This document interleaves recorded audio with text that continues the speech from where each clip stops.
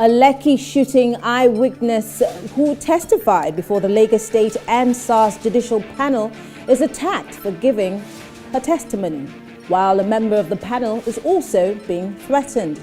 And as ex-governor Enikure of Imo State declares his intention to run for office again in 2023, some stakeholders accuse him of violating the Electoral Act. Well, this is Plus Politics. I am Mary Ann Okon.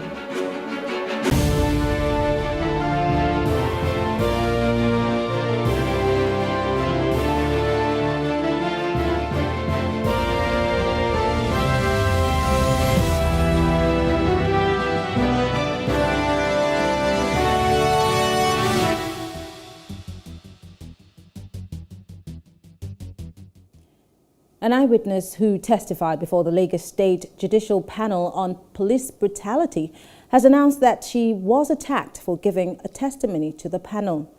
KMC Chukwu Ibe was one of the eyewitnesses that appeared before the panel, whose report contradicts what the government said happened on the evening of October 20 of 2020. Now, in a video published on social media, she said she was attacked by 3 men in Lagos because of her testimony. Also, a member of the panel, Adegboruwa, also stated that some persons he suspects to be working for the government have been threatening him. And lawyer who represents ENDSARS protesters at the Lagos Judicial Panel, Adegboruwa, has called for the resignation of President Muhammadu Buhari and Governor Babajide Sanwo-Olu of Lagos State. Now, following all of the reports delivered by the panel. Joining us to discuss this is Adegboruwa. He's the legal counsel of the ENDSARS protesters, and Dele Farotimi. He's a political analyst. Thank you very much, gentlemen, for joining us. Thank you very much for having me. Okay. I'm going to start with you, Mr. Farotimi. Let's look at the recent developments. Of course, like I started in my intro, 2 persons who have said that one was attacked, the other is receiving threats, another is asking for a resignation of the president and the governor, which is almost a mirage. But I want you to take a look at all of the things that have happened. We tried to have a conversation last week on this same issue, but we have more developments. So I'm going to let you tell me what you think. Well, one thing you can say for the Nigerian government is that it is very predictable. When the panel was set up, we were reluctant to go before it because we were not too certain that the government that set it up was necessarily interested in what its report would have to be if it was going to be a truthful, judicious commission, because we knew the truth. It wasn't like we were unaware of what the truth was. The truth hasn't changed since the night of the 20th of October. The only thing that has changed since the night of the 20th of October has been the several stories of the several spokespersons and representatives of both the Nigerian state and the ruling class. So the governor's stories have evolved severally. The Nigerian Army's stories have evolved severally. Lai Mohammed's stories have evolved severally. Each and every one of the stories of each and every one of the persons involved, including the ones who decided that they have become the finders of cameras and things, everybody's stories have evolved. The only thing that has not evolved has been the truth. It's still the same truth as it was on the night of the 20th of October. And the panel had no choice but to find as it has found, because it is in the nature of truth not to change. Now that the panel has found as it has found, you have seen highly paid consultants, from those playing acting statesmen, framing the let's wait to the lawyers coming to play the bellicose, garrulous noisemakers, shaping the alternative narrative that the government would rather push. All this continues to change, but the truth does not change. And the panel has found the truth. Now, do I expect President Buhari to resign, or shall I say General Buhari to resign because the panel has found that all of them have been lying and there was indeed a massacre? Of course, I don't expect that to happen. It wouldn't. It does not change the fact that having established this truth, responsibility ought to be taken. And if they will not take responsibility, it behooves us, who call ourselves citizens, to decide the manner of our responses. The only thing we mustn't do is begin to react and then get onto the street and become violent. They will be very happy if we did that. And we wouldn't. We wouldn't. They are the violent ones. And let me deal with the issue of threats. It's unfortunate that a young lady like Kamsi, whom I know because I had occasion to have provided safe housing to them in the immediate aftermath of the protest and when the state and all these attack dogs were growling after them in the immediate aftermath. And I know her, Mary, and she's a very dedicated, honest, patriotic young Nigerian, just a struggling young woman, a tennis coach. One of the strokes of machete stroke almost slashed off her wrist. She's a semi-professional tennis player. That's how she earns her living. Those who play tennis at the VGC club, they all know her. She's a coach there. They stopped her at the bus stop, her own account. And they shone light in her eye and say, okay, you are the one. You say, you people won't stop. Okay, you'll be going, when you reach where you are going. And then they started cutting her. Machetes on a young lady, just a scrawny little woman. And they were slashing her, 3 men. I should go to the bus stop there. All she ever did was to stand up, because let's be clear about something. Those who died that night, whether that is 1, 2, how many it might be, the panel has found, I believe, that 11 people died. People can cut and dice and dissect and dissemble and lie all they want, faced with each other. Look, in that panel, they're shouting about Adegboruwa. There's a retired DIG on that panel. It's a unanimous decision of the panel. It's not like there was a minority report. They all agreed. The facts are established. So all these noises that they are making left, right, and center, it is up to the Nigerian people to determine the extent of what the responses should be. But let's not be arguing those ones again. So cutting that young woman, I believe it was clear that they intended to kill her. You don't go slashing someone to the point of cutting to the bone. And she was using that hand to duck. That was why the cut was that deep. Got the cut. I quickly just want to ask, why do you think that these people are being targeted?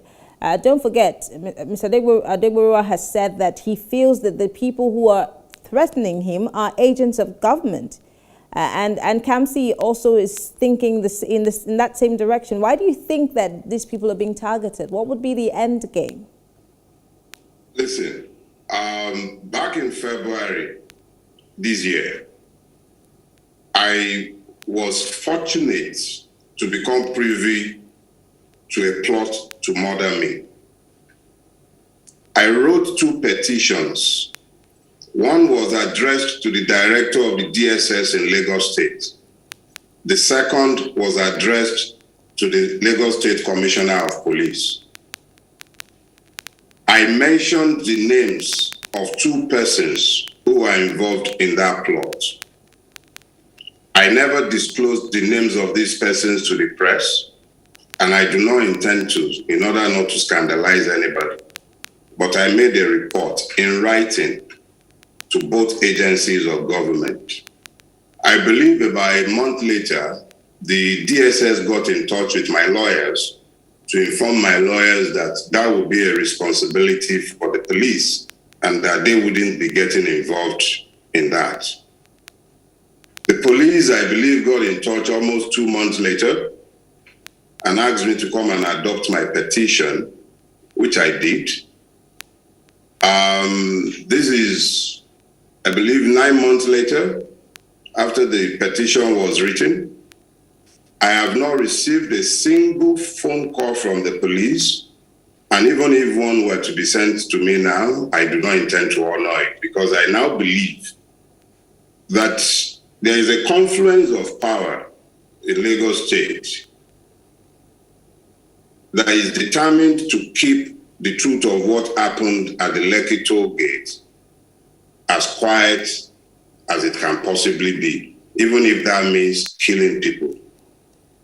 Now, if I will put my name to 2 petitions and take it to these agencies of government, and I'm saying to you that as I sit here today, these have not been deemed serious enough to warrant any investigation in Lagos State. And then someone like Kamsi, who was kept in safe houses, along with other people who ended up testifying at the panel. Now that they have gone back to their homes, people are going after them. And with Kamsi, she was slashed with machetes. She's alive today for the grace of God. And then those who went to check her in the hospital yesterday got there, and when they came downstairs to get into their own cars, they found an envelope containing what is evidently clear threats to their own lives as well. And then let's tell ourselves the bare truths here. No matter how much we might seek to normalize these insanities that have become part and parcel of our lives as a people, the reality is that high government officials in this country today have committed themselves to keeping the truth of what happened at Lekki hidden. Let's be clear about something. These charges are grievous enough to lead to Ramimba, an organization to which I belong, the Radical Agenda in the Nigerian Bank, to be making categorical demands that if we are indeed in a democracy, and it has been established that the army was called out on the night of the 20th of October, and there were citizens at that toll gate. They were sat on the floor, holding flags, and they were shot at, even if it was only one person that was killed. The governor, I believe, first said there was 1, and then he said there was 2. The panel has said that there are 11. And there are sufficient testimonies from doctors, Granville Medical Center, Reddington in Lekki. People have come out to tell us that they treated bullet wounds coming out of that toll gate. They are witness testimonies.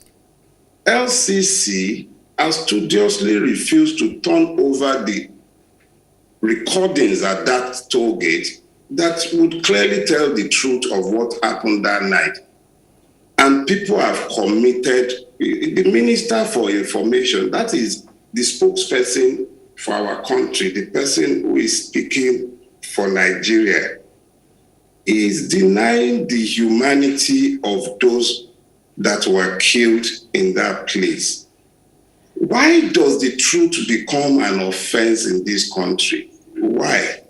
Is it too much to admit that, look, a mistake has been made here? Not necessarily that is a mistake. We all know it's not a mistake. This is not the first time the Nigerian state will kill, and it's still killing on a daily basis. But this one, you've been caught fair and square. This is not happening in It's not. It hasn't happened in Zaria. There is a live feed.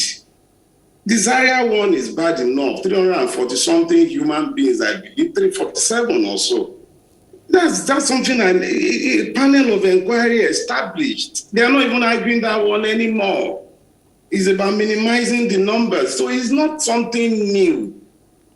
It's not something new. But this one, you can't keep denying this, because the more lies they're telling, the more they're having to tell, and eventually there would have to be a recourse to fascism. Because those of us who know the truth of war, I spoke to survivors.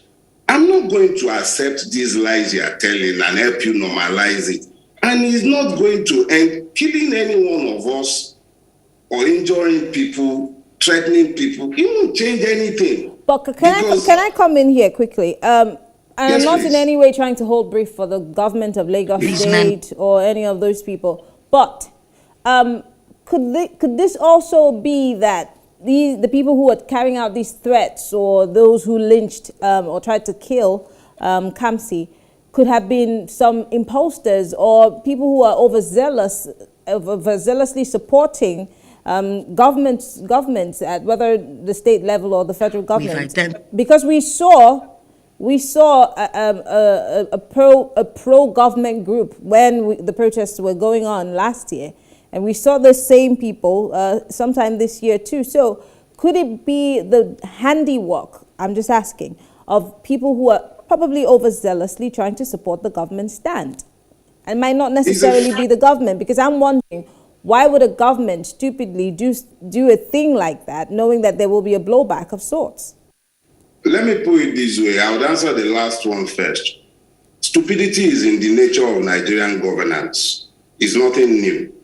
If our government and our governors, and I mean governors at all levels, the rulers of Nigeria, if they weren't stupid, we will not be the way we are. So let's leave that bit about being stupid first. But it's not an unfair question, and it's also not an unfair defense to raise on behalf of the government. And it's only fair to consider it. After all, life is predictably cheap in our environment.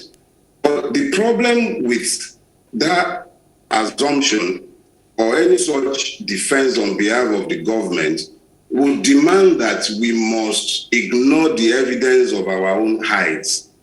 The evidence of our experiences must be ignored before we would go as far as to offer those excuses on behalf of government, even though we must retain that doubt as reasonable human beings as well. But consider this. I just told you that in February of this year, I became privy to a plan to kill me. It wasn't a threat. It wasn't that somebody was calling me to threaten me. No. Understand that I came to Lagos in 1985 at 17. So I've been in this town for some time. And I've moved around in this town for a while. I've lived in Lekki since 2002. I've been in the Lekki. I've been around. So I have all kinds of friends in all kinds of places. And I became privy to this, and it was alarming enough, and it was credible, exceedingly credible. I had names, I had venue, I have more than I have said. And I wrote a petition. I wrote to the DSS. I wrote, let me not overflog the issue, but suffice to say that months after, no action have been taken. So now, one of the persons who was already being threatened at the time, before they went before the panel, they were in hiding all over the place. When they were going before the panel, they were moving from safe houses. I was involved in this. I know these persons. I know the degree of danger that they were under and the kind of evasive actions that had to be taken to ensure their attendance at the panel. And then such a person now went back to her normal life. She's not somebody who is up and about the place, not some socialite. She then got up, as she was at a bus stop coming from her work, and then somebody shone light in her eyes and like, okay, you're the one going to the panel. It's not like, let's even, okay, so maybe Perhaps on behalf of the government, let's imagine there is some mischief maker somewhere. Let's imagine that. But what do we do with what we already know? Adegboruwa, interestingly, I'm not sure I've not shared a room with the gentleman ever. So I don't know him personally. But of course, I know him by his reputation. He's not a frivolous man. It might be many things. I don't agree with his politics, and I doubt that he agrees with mine. But facts are facts. Ebun came out to categorically say that he's being threatened. I didn't have the benefit of hearing threats. I became privy to a plan. And each and every one of the persons around me in the last year plus, I've had occasion to take all kinds of evasive actions and countermeasures in relation to their security. We have to ask ourselves, even if we are saying maybe it's not the government sponsoring it, whose responsibility is it to protect the citizens? That leads to my next question, because I was going to ask. I mean, there was a meeting yesterday that some of you attended, speaking on this same issue. Going forward, who's going to guarantee the safety of these people? Because they're still out there, like Kamsi. There are several other people who have also spoken before this panel. And this means if what Mr. Adegboruwa has said is anything to go by, then it means that every other person on that panel could also be a target. I mean, by whosoever. So what is going forward? Again, it's a two-pronged question. It looks like this issue is a battle fought by a handful of people, and we don't see that crowd, backing this few in making sure that there's a press for the government to push and make sure that everybody's brought to book. So what should we be looking forward to? Is there anything really to look forward to? You see, the beautiful thing about standing by the truth is that it does not require any embellishment. You don't need to do anything to help the truth to stand tall. If you're telling the truth, you also don't need to remember what you said last year, because it's constant. That the truth might not appear popular is deceptive. Nigerians were told consistently, I remember I've been on your show, and I remember saying categorically that as long as that panel is allowed to conclude its work, it will certainly strip the Nigerian state naked. That's what it has done. All this dance of shame, all these denials, all these lies, the more they do it, the happier I am. I, as a person, I have never been happier in my life. I am seeing the Nigerian state telling barefaced lies that we unravel over time. It doesn't matter whether we live or die. Everybody will die eventually. Nobody is going to cow us or get us to... I'm not going to run out of Nigeria. Nobody is running from anybody. If we've committed a crime, let the Nigerian state charge us with that crime. It is the duty of the state to protect us, but we are also not sitting ducks. We haven't survived as long as we have by being stupid. And you don't go announcing the security measures you take to the whole world. Suffice to say that we will not be sitting ducks. Our people know who is who, like the ones who were busy plotting the stupid thing in February. They understand. You can do these things when you are not known. When you are known, when you do, you get done too. That's the way it is. So not that somebody will now sit down somewhere. Nobody can be threatening anybody. They are not running anywhere for anyone. The police has a duty to protect Nigerians.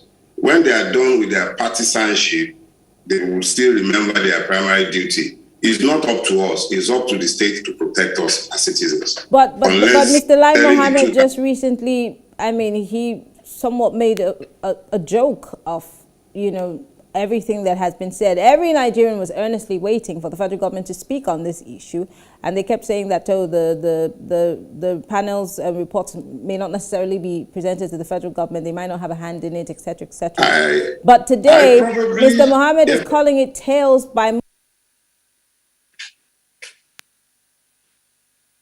to be answerable, and who were in a part of this, if they're all supposed to be answerable, and the federal government is speaking in this regard, will it ever do anything for, to make this? The true joke, the joke is Mr. Lai Mohammed, is not the panel's report. The true joke is Mr. Lai Mohammed. It's a joke.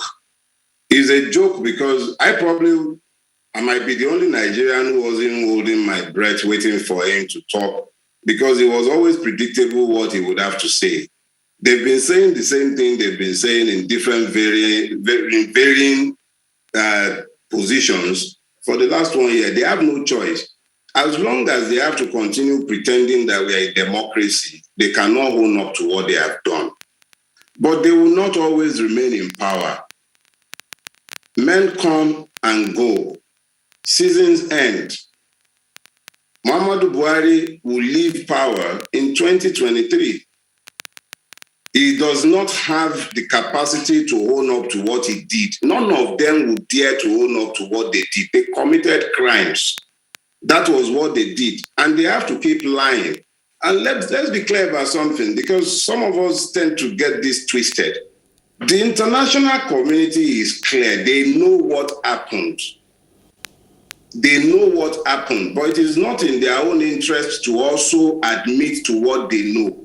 So those of us who are demanding the truth, we're not demanding the truth expecting that anybody will come and join us to demand the truth from our government. They will not. We also do not expect that every Nigerian would accept, because a lot of people would prefer that we kept quiet and life just returns to normal for them. I don't know exactly what normalcy. What normalcy? What is normal about the way we live? I don't know. But some of us have committed our lives to seeking this truth. I'm curious. They can attack. I'm curious. I'm so sorry. Finally, before I let you go, are you saying that the government of Nigeria, and I'm talking about the government of Lagos State and every other state that had this protest, including the army and the police, risk sanctions from the international community for them to keep a tight lip? Because that's what you're saying. They may not ever tell the truth. This is what you're saying. I'm struggling to believe that this is what will happen, because we just had the Secretary of State for the United States visit, and then the undertone of that visit is that we may risk sanctions if human rights issues are not being addressed. I would prefer to see sanctions issued by the Nigerian people. I'm not holding my breath waiting for America or Blinken or Mr. Boris Johnson or any one of the Western powers or China or anyone. I'm not expecting any one of them to do anything for us. They do not have the moral will to do the right thing in Africa. They are complicit in our mess. As long as the Nigerian government can continue to hold on to its bare-faced lies of nothing happened on the 20th, and they can cow people sufficiently, perhaps kill enough people to finally silence the demand for justice, the international community is happy with whatever we do to ourselves, as long as we don't become refugees in their land. Why do you think America will not give? Look, as far as they are concerned, as long as the oil continues to flow and we have the stupid money to spend where we go and you buy something that you should buy for 100 million, you buy it for 1 billion, you borrow 2 billion, you share 10. They are happy with the way we are. I'm not interested in what the international community cares to do with the truth they already know. It is we Nigerians, we ourselves, who need to be interested in the truth, because this life is transient. We will go someday. What kind of country do we expect to bequeath to our children? One where it is normal for policemen and soldiers to kill civilians and then have government officials come out and deny that they did it? Is that the kind of country we want to live when we are gone? Well, I guess that's a question that we'll all have to marinate on. Thank you so much. Thank you so much. Dilip Farotimi is a political analyst. Thank you for being part of the conversation. We appreciate it. Thank you very much for having me. All right. Thank you all for staying with us. Still on Plus Politics. Coming up, former governor of Imo State, Emeka Ihedioha, declares his intention to run for office again. But many people are not happy. We'll take a short break. When we come back, we'll discuss.